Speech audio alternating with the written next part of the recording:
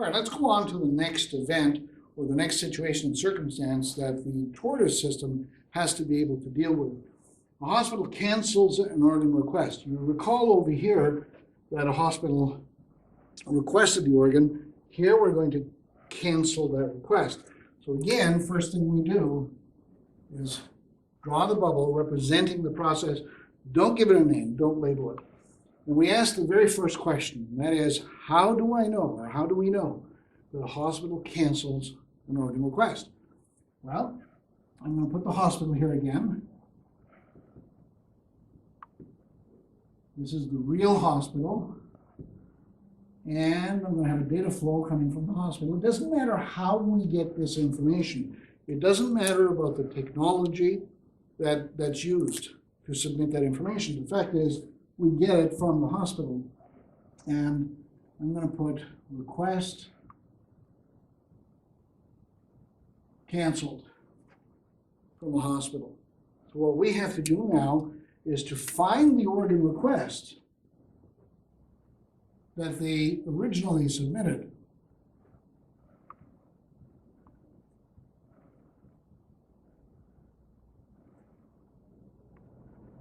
So we have to identify the organ request,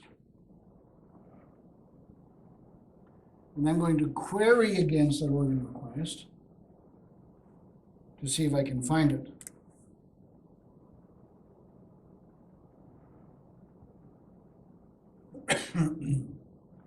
And I'm going to make that also into a query and response in this case.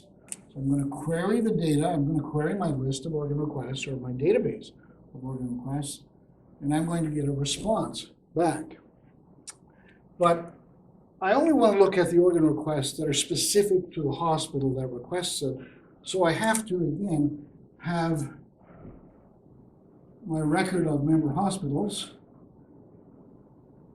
I have to find the hospital that canceled it, and we have to find the organ requests that are specific to that hospital. So I have to find those requests that are joined to the hospital that requested the cancellation. And by finding the request, I can then, and I'm just going to put cancel here. I'm going to put a data flow that says cancel that request. But I also have to look at the data item that represents that, because what's the data that tells us it's been canceled? So I'm going to put date and time canceled. Date and time canceled. So I'll keep track of when it was canceled. Now, you might want to get into control stuff such as who authorized it and so forth, but I'm sort of hesitant in getting into control stuff at this point in time.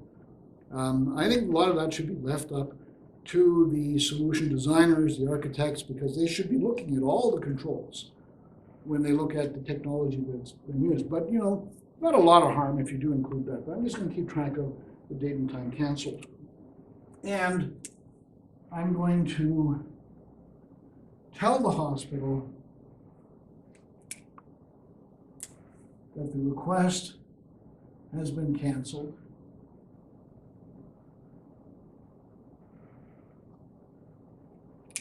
Do I want to keep track of the fact that I've told them? Remember that the third question always is, what do we want to remember about what we've done? Well, we want to remember that we canceled it, so I have the date and time canceled here. But do we also want to remember that we told the hospital that we canceled it? And I suspect we want to do that. We want to keep these, it's a bit of a control, it's an audit trail if you like. And I'm going to put it there, and I'm going to put date and time, hospital advised of cancellation. I'm going to put that in there. So I'm not only going to cancel, but I'm also going to record the fact that I've told the hospital as well. So what am I canceling? I'm canceling the request. Remember that the first rule of attributing business data is to attribute the data item to the object it best describes. Well, the date and time that the hospital was advised of the cancellation doesn't describe the hospital, so I'm not going to attribute it there. It describes the organ request. That's what we're talking about. It's a specific request. Therefore, I'm going to remember that I told them about that request. Now, that seems to be all there's to it. We get the request. We find the hospital that made the request. We find the organ request from that hospital. We cancel it. We remember that we canceled it. We tell the hospital we canceled it. And we remember that we told the hospital about that. Okay, so there's our narrative. Just as I spoke it now, somebody can just key that in, somebody can write that up. That becomes a narrative. It becomes a narrative of receive a request to cancel, find the hospital that made the request, find the request that they're canceling, cancel the request, tell the hospital we've canceled the request, and remember that we have told the hospital of the cancellation. That becomes a narrative. Now, once we're done, we write it up exactly the way I said it, or the way you would say it when you're doing the work, and I'm going to give it a name. And again, strong verb-noun construct. From the inside, what are we doing? From the inside, looking out. What we're doing is we're canceling the request. So I'm going to call it cancel request. And as far as the diagram goes, we now have some data flows, we have some pictures to support hospital cancel as an organ request. We have a narrative, we have some objects that are participating in this process. We have some new data attributes as well as we go along. And that's really, and the narrative, of course, and that's really all there's to it. 90% of this, remember, is very straightforward because you're not trying to figure out how it's done. That's the complicated part. This part here, once you're used to it, is very, very straightforward. But like anything else, you have to get used to it. You have to practice some more, and then practice some more again. And that'll be very straightforward.